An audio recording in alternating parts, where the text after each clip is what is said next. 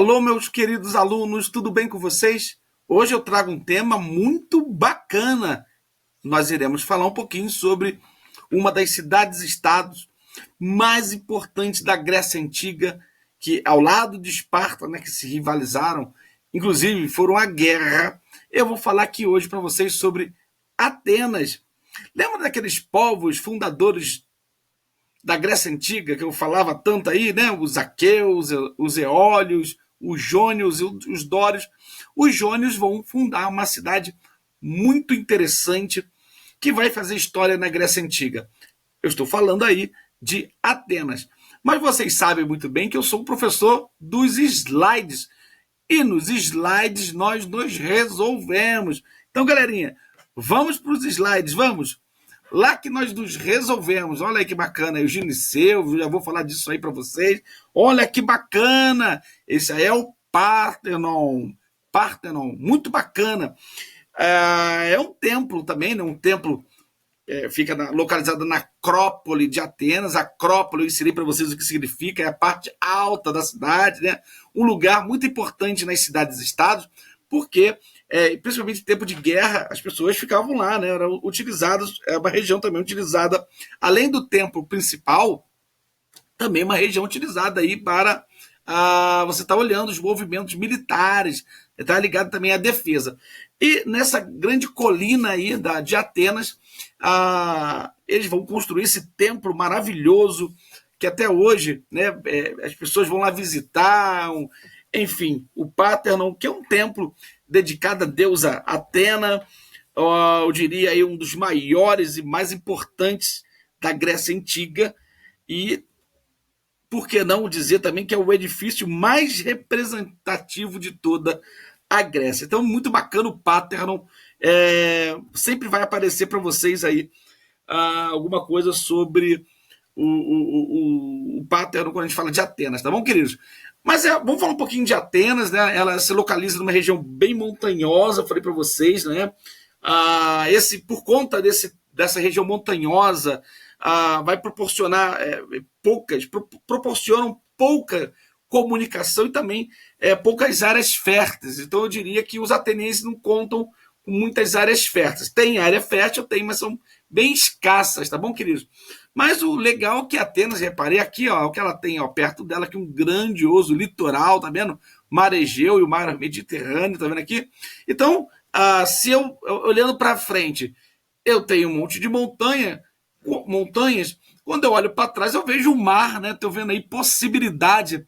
E aí os atenienses vão desenvolver aí, por conta de estarem próximos do litoral, é só olhar aí no mapa, né, onde Atenas está, isso vai permitir a eles que eles desenvolvam um importante comércio marítimo. Então os atenienses vão fazer comércio, tá bom?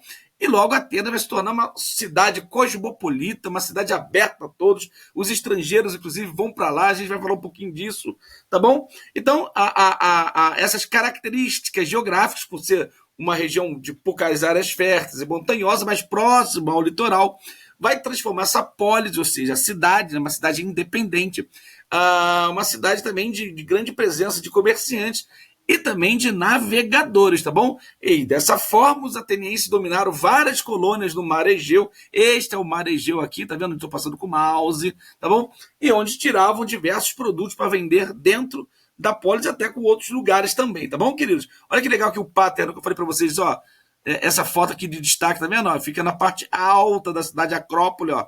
Aí o Parthenon, que legal, né? Viu que bacana? Enfim, lembrando que ao longo da história da Grécia, eu falei de cada um, né? Do pré-homérico, do homérico, eu falei do período arcaico, não foi? Você tem o surgimento das polis como organização social, e as polis, elas se caracterizam. Na Grécia Antiga haviam centenas de polis, ou seja, cidades-estado, cidades com governo próprio, com autonomia, tá bom? Com a sua própria representatividade, cidades independentes. E é lógico que Atenas é uma cidade independente que, inclusive, vai influenciar outras também, tá bom? É uma das mais importantes. Aqui, que legal, falando nisso, esse mapinha aqui é legal pra caramba, né? Aqui é a península do Peloponeso, tá vendo aqui, ó? é aqui que fica Esparta, a gente já vai falar de Esparta. E essa parte amarela aqui é a região que Esparta, guerreira, toma conta. E esse lado aqui mais é cor laranja, ou a cor de abóbora, como lá falam no Rio, seriam cidades influenciadas por Atenas, que fica aqui na Ática, tá vendo aqui? E aqui que eles montam a cidade de Atenas. Muito legal isso aí, esse mapinha aí, tá bom, queridos? Mas, como falei para vocês, a cidade, a Atenas é uma cidade cosmopolita, ou seja, uma cidade que recebe pessoas, né, do mundo inteiro, as pessoas vão lá fazer negócio com Atenas, é uma cidade aberta. Bom, a gente poderia aí também já pensar em cidades cosmopolitas aqui no nosso país, né? São Paulo é uma cidade que faz comércio, é uma cidade que recebe pessoas, Rio de Janeiro, Salvador, né? Então isso que é uma cidade cosmopolita, uma cidade aberta, tá bom? Você vai ver que Esparta, ela é diferente, ela é uma cidade fechada, ela já não gosta muito de estrangeiros lá não, vocês vão ver, tá bom? Desde quando eu fizer um vídeo sobre Esparta, logo já solto.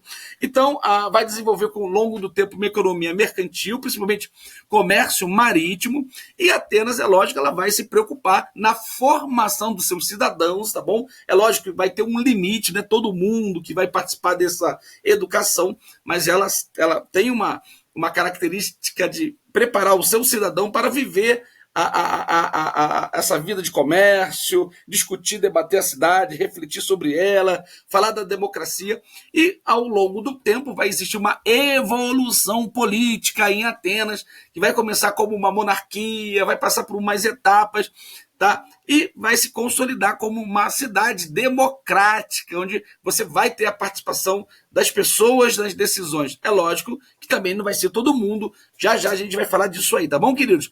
É bacana aí, né? Então, lógico que ela tem forma de se organizar, ela tem a eclésia, né, que é uma assembleia popular, onde as pessoas debatem, discutem e aprovam leis, tá bom? A Bulé, também, que ela vai receber representantes de todas as polis, né? De toda a polis de Atenas, são 500, então estão discutindo. Você tem um tribunal de justiça também, aberta para todos os cidadãos de Atenas. Quem é cidadão, quem não é, não participa, tá bom? De nada, você vai ver isso aí.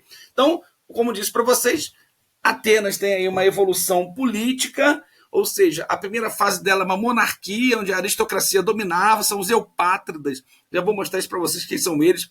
São os chamados bem-nascidos. Lembra quando eu fiz uma aula para vocês sobre a dissolução dos genos, aquelas pessoas que estavam próximas ao pater família, elas ficavam com as terras, quem era distante acabou tendo que sair. Então, ali vai se formar um grupo privilegiado, os eupátridas, eles que vão comandar a política em Atenas por muito tempo, inclusive, tá bom? Esse rei aí, o Basileu, é o nome que se dava ao rei da primeira fase da monarquia. Esse rei também sempre vinha das famílias dos eupátridas, tá bom? Bom, se você não lembra o que é isso, eu sugiro você ir lá nas aulas da Grécia Antiga, ver lá a segunda aula, a terceira. Aos poucos, o poder do rei foi limitado pelos eupátridas. Eu falei para vocês que eles vinham das famílias, né? Enfim, das famílias tradicionais, da nobreza. A segunda fase da evolução política de Atenas vai para uma oligarquia. Você tem aí a figura do arconte, né? O arconte, o que seria o arconte? O arconte seria uma espécie de juiz, um magistrado, que vai cuidar da administração civil, ele cuida das leis, ele cuida dos assuntos religiosos, tá bom? E para isso vai existir aí os legisladores. Bom, numa aula em especial eu falo da figura dos legisladores, senão vai confundir muito vocês, tá bom? Mas o Drácula é o primeiro que vai fazer leis escritas na Grécia Antiga. E vai ter um aí chamado Solon, ele vai acabar com a escravidão por dívidas. Enfim, vai ter uma evolução aí, mas que eu não vou misturar nesse vídeo, para a gente ir se organizando de acordo com os assuntos aí do objetivo, da apostila, tá bom? E vamos que vamos. Você tem a fase também de tirania, ok? Seria aí governos muito autoritários, tá bom? E depois, sim, a quarta fase, Atenas, aí que interessa a gente, ela vai se tornar uma democracia, tá bom? Uma forma de governar muito bacana, onde vai permitir a participação de maior número de pessoas. Por quê? Porque antigamente quem participava eram os eupátridas, mas você vai perceber que tem muitas pessoas aí se enriquecendo com o comércio marítimo, a população cresce muito, e aí vai começar a existir pressões dentro da Atenas para melhorar, né, essa participação popular. Bom, então eles vão conseguir ampliar o direito à cidadania, né, ou seja, o cidadão é aquele que tem direito de participar politicamente. E o que seria cidadão? Aqueles que eram filhos de pai ateniense, descendentes dos jônios, tá bom? Homens, tá bom? Alguns livros vão dizer 21 anos, outros vão dizer 18 anos, tá bom? Homem com 18 anos, alguns livros vão dizer 21, tá bom? Filhos de pais atenienses, ou seja, se você for filho de alguém de uma outra cidade, já não é mais considerado cidadão. Imagine que a gente tivesse aqui se aqui em Guarulhos fosse uma cidade-estado da Grécia, a gente estivesse estudando, tá bom? Imagina. Então, reparem, para ser cidadão, tem que ser filhos de pais guarulhenses. Então, por exemplo, eu nasci no Rio de Janeiro, certo? Então, a minha filha não seria cidadã, por dois motivos. Primeiro, porque ela é mulher. Mulher não é considerada cidadã em Atenas. E também por ela ser filho de alguém que veio de uma outra cidade. Estão entendendo? Então, em primeiro lugar, você tem que ser homem maior de 18 anos e filhos de pais atenienses. Se não for isso, já era, não é considerado cidadão. É lógico que isso vai reduzir muito o número de pessoas que participam dessa democracia. Por isso, eu peço que vocês anotem o que eu vou dizer agora. A democracia em Atenas é limitada apenas aos que são considerados cidadãos. Ou seja, a democracia é limitada àqueles que são considerados cidadãos. Se você não é considerado cidadão, você não participa dessa democracia aí, tá bom, queridos? Que legal. Então, o que é democracia? Tá aqui, ó. Vou passar o mouse, ó. Governo kratos, governo do povo, tá bom? Agora, esse povo aí, se você for considerado cidadão, se não é, já era. Agora, o que é legal aí, gente, é você saber também que existe uma diferença da democracia atual, que é uma democracia representativa. Você escolhe as pessoas que irão te representar, tá bom?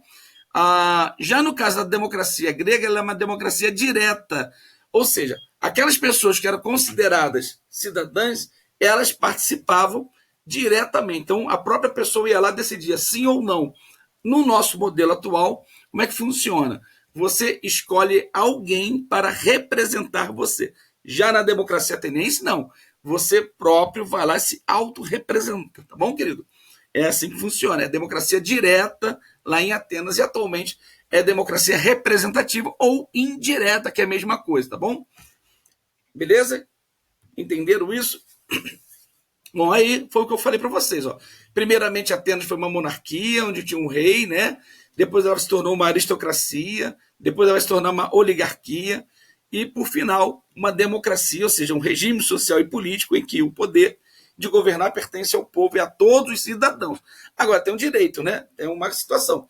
Quem é considerado cidadão? Se você não for cidadão, você vive em Atenas, mas não participa de nada. Tá bom? Você pode fazer comércio, você pode conversar com as pessoas, você pode morar em Atenas, mas você não vota, você não decide nada, tá bom? Então, homens, filhos de atenienses, ok? E livres também. Homens livres também, porque se você for filho de ateniense, mas você é escravo, já era, porque quem está de fora, anota aí, quem está de fora dessa democracia? Mulheres, escravos e estrangeiros, tá bom?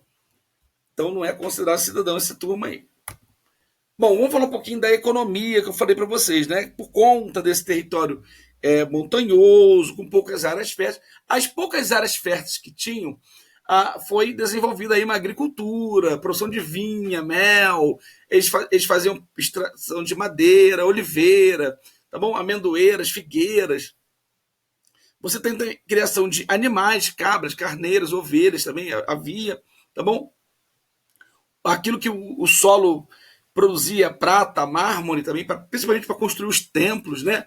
Enfim, muito artesanato é outra característica da economia. Esse artesanato é lógico, através de cerâmica, construção. Eles também fazem construção naval, metalurgia. O que é metalurgia? Técnica do ferro, o domínio do ferro, dos metais, né? Tá bom? Joalheria, ou seja, eles fazem joias.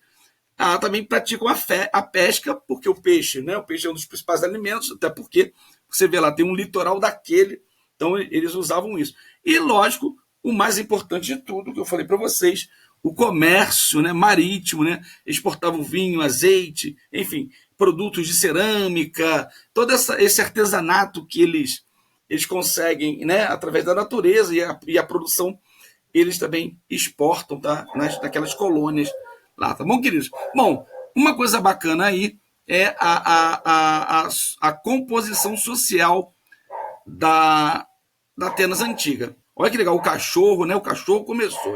Esse cachorro é brincadeira. Ele tava quietinho, mas eu comecei a dar minha aula aqui. Ele começou, tá bom? Mas vai lá, Totó, vai, Totó, Totó. Então, meus amores, lá no topo, né? Você tem os eupátridas. Quem são os eupátridas? São aqueles que eles chamam de bem-nascidos, né? São os grandes proprietários de terras. Eles que tinham os privilégios políticos e econômicos são considerados cidadãos, tá? Os górgões, né, seriam pequenos proprietários. Muitos desses górgões acabaram se tornando escravos por dívida, tá bom? Os demiurgos, homens ligados ao artesanato, eram homens livres, tá? Mas também tinham muitos demiurgos que acabavam se transformando em escravo por dever. Os tetas seriam aquela camada marginalizada da sociedade. Eu falo disso aí no primeiro vídeo para vocês, do segundo. E esses homens aí, que eles são? Eles não têm nada na vida, eles são explorados, tá bom? A maioria dos tetas se transformaram em escravos por dívidas, tá bom? E os escravos, a princípio, escravos por condição de dívidas, ou seja, principalmente tetas, e também aqueles que perdem guerra, tá bom? Então, para você ser escravo no mundo antigo, não se esqueçam, dívidas e também por perder guerras, tá bom? Prisioneiro de guerra também era escravo. Show de bola? E aqui, ó, eu mostrando para vocês a pirâmide social lá, os eupátridas, né? Os górgons e demiurgos, eles são atenienses, tá? São homens livres, mas quem tem o privilégio político aqui são os eupátridas, tá bom? Os metecos são os estrangeiros, metecos, anota aí, os metecos são os estrangeiros, enfim. E lá embaixo, no topo, os escravos, tá vendo aqui, ó? Os escravos, que eu já falei para vocês, por dívidas, não é isso? Deixa eu voltar aqui, ó. Então, ó, a atividade comercial liderada pelos demiurgos, o grande poder político e econômico estava na mão dos eupátridas, a classe mais poderosa. Okay? Outra classe social importante de Atenas eram os metecos, estrangeiros, pessoas que vinham de fora e se dedicavam a todo tipo de atividade, comércio e artesanato. E também os escravos no final. Então, o que é ser cidadão? Olha aí que legal, ó, tá bom? Em Atenas. São os limites, né, que eu mostro para vocês. Para participar da democracia na Atenas antiga, você tem que ser homem livre, embora não esteja escrito aí, nascidos de pai e mãe ateniense. As mulheres, os estrangeiros e os escravos não eram considerados cidadãos. Assim, as decisões tomadas nas assembleias não lhes traziam nenhum benefício às mulheres, nem aos escravos, tá bom? E nem muito menos aos estrangeiros. Quem é cidadão em Atenas? Homens maiores de 18 anos, nascidos de pai e mães atenienses, e não pode esquecer, livres, porque se tornar escravo não é mais cidadão. Show de bola? Embora vão ter alguns livros que vão falar de 21 anos. Beleza pura? Não tem problema. Show de bola? Entendeu? Quem não é cidadão? Estrangeiro, mulher, escravo. Show? Bom, queridos, outro papel aí muito bacana é a questão da educação ateniense. Eu falei para vocês, eles se preocupavam em informar as pessoas. O objetivo da educação ateniense, formação de indivíduos completos, com bom preparo físico, psicológico, cultural. Anota aí, formar a intelectualidade do homem, tá bom? O que eles vão usar? Matemática, educação física, artes, tá bom? Filosofia, tá? A oratória para a pessoa discutir, né? Já que eles estão preparados para discutir a cidade, eles têm que ter uma boa oratória, convencer as pessoas. Ou seja, anota isso. O objetivo é formar indivíduos para vivenciar a experiência democrática, tá bom? Discutir a cidade, se autorrepresentar. Enfim, por isso ele tinha que ter um bom preparo físico, psicológico, cultural. Aí entra, ele aprende matemática, ele aprende a ler, escrever, ele aprende também táticas militares também, tá bom? Eles aprendem essas coisas, filosofia, artes, tá bom? Tudo isso para ter a formação plena. Por volta dos 7 anos de idade, o menino ateniense era orientado por um pedagogo, já vou mostrar para vocês quem é esse pedagogo, né? Que hoje é o professor, não é isso? Eu sou pedagogo. Na escola, os jovens estudavam música, artes plásticas, filosofia, oratória. As atividades físicas também faziam parte da vida escolar. E as meninas não frequentavam a história porque elas ficavam cuidando dos assuntos domésticos em casa. A gente vai ver isso aí, tá bom? Enfim, aqui é só para vocês não se esquecerem, tá bom? Os limites da democracia ateniense. A democracia ateniense apresentava algumas contradições. Ela se apresentava como democrática, mas na verdade não é tão democrática assim, tá? É uma democracia direta para quem é considerado cidadão. Olha aí, ó, só os cidadãos podiam participar do governo da cidade. As mulheres e os metecos. Quem são os metecos? Quem são os metecos? Eu falei agora, hein? Quem são os metecos eu não vou falar. Eu falei há pouco, hein? Não possuíam direitos políticos nem alguns direitos civis. Existência de escravos, uma forma de governo que defendia a igualdade de direitos. Se eu sou democracia, como é que eu tenho escravo, né? Atenas vai exercer o imperialismo, tá bom? Depois eu vou falar um pouquinho disso aí, beleza? E quem não participa disso? Mulheres, escravos, estrangeiros, tá bom? Depois eu vou falar da guerra entre Atenas e Esparta numa outra aula, fiquem tranquilos, tá?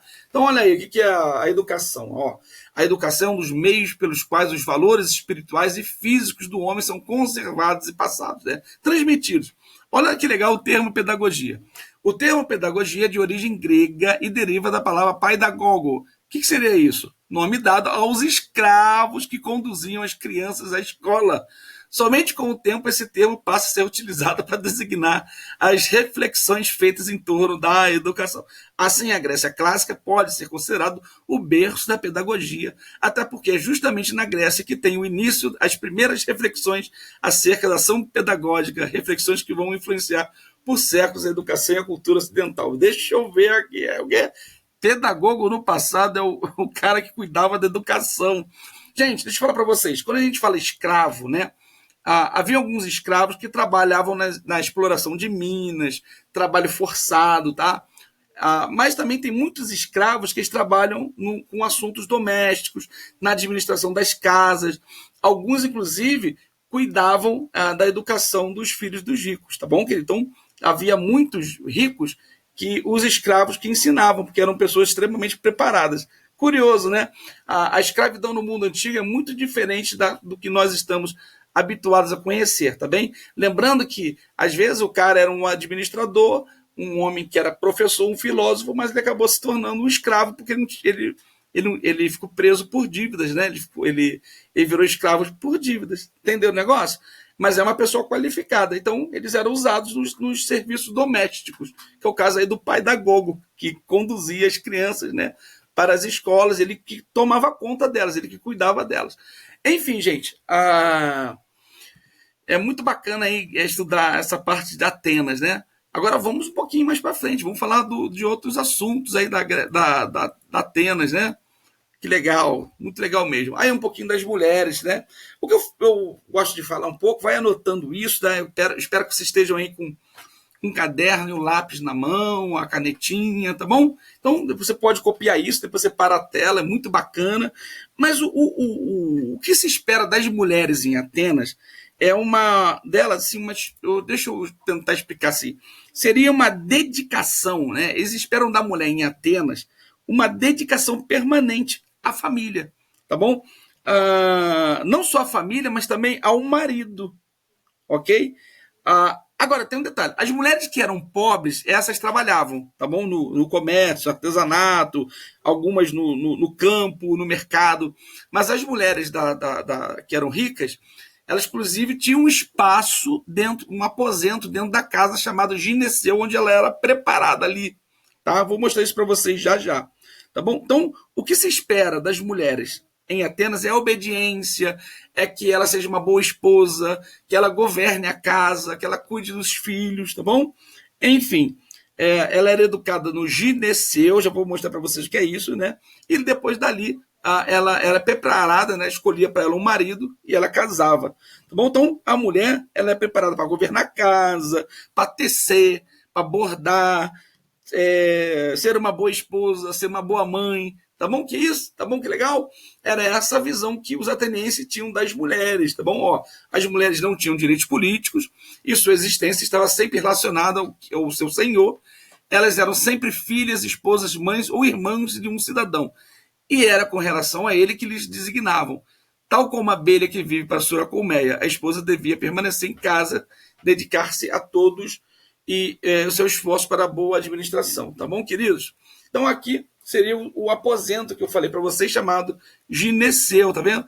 As mais abastadas tinham escravas que realizavam tarefas domésticas, deixando-lhes mais tempo livre para descanso, para tecer, bordar, ler, cantar, também ela aprendia canto, tudo para agradar o marido, para ter um bom pular, ser um lar sadio, sabe? Era costume, né, as meninas casarem aos 15 anos e os rapazes de 18 a 20 anos. Então, olha aí, ó, as mulheres passavam grande parte do seu tempo no gineceu, entregues aos trabalhos domésticos e a cuidar dos seus filhos. Tá bom? Que legal? Então, já sabe o que é o gineceu. Eu vou mostrar para vocês aí, tá? Eu já vou mostrar para vocês aqui, ó. As mulheres eram educadas para ser dócil, reservadas ao mundo doméstico. As mulheres atenienses eram subjugadas pelo pai até ele escolher qual homem poderia com ela casar. Então, quem escolhe o marido é o pai dela, tá bom? Após o matrimônio, ou seja, após o casamento, a subserviência feminina era destinada ao marido. Mesmo após as reformas que existiam políticas, as mulheres não participavam das questões políticas por serem consideradas inaptas para esse tipo de tarefa, tá bom? Bom, então os rapazes atenienses recebiam uma educação que os preparasse para serem cidadãos. A sua formação tinha várias etapas. A primeira, até os 7 anos, eram educados pelas mães no gineceu. As mães depois também educavam os filhos, tá? E na segunda etapa, eles vão para as escolas, com os pedagogos, que a gente falou há pouco. Eles começam a frequentar as escolas para poder aprender a ler, escrever, a contar, a filosofia, as artes, enfim, tá bom, queridos? E aí o gineceu que eu falei para vocês, tá bom? Isso aqui é uma espécie de uma casa, né, da Grécia Antiga. Aqui seria esse aposento, né? O que seria o gineceu? Era uma parte da casa que serviu como uma habitação destinada às mulheres. As mulheres vivem o tempo todo aqui no gineceu. Agora, curioso, aqui são os andron. O andron é o espaço do homem. Andron é o espaço onde os homens ficam. Eles discutem política, recebem os visitantes, mas normalmente a mulher não desce, tá? Aqui é a área de banho, tem a despensa, entendeu? Que legal. Então o gineceu já sabe o que é, né? É uma espécie de um lugar dentro da casa, um aposento, destinado às mulheres. As mulheres da Grécia Antiga, as ricas, né, que são casadas com maridos ricos, as pobres não. Elas vivem o tempo todo nesse gineceu, elas bordam, elas costuram, elas aprendem a cantar, enfim, é para viver, elas governam a casa, tá bom? Enfim, gente, e aí tá aí a reflexão da aula, né?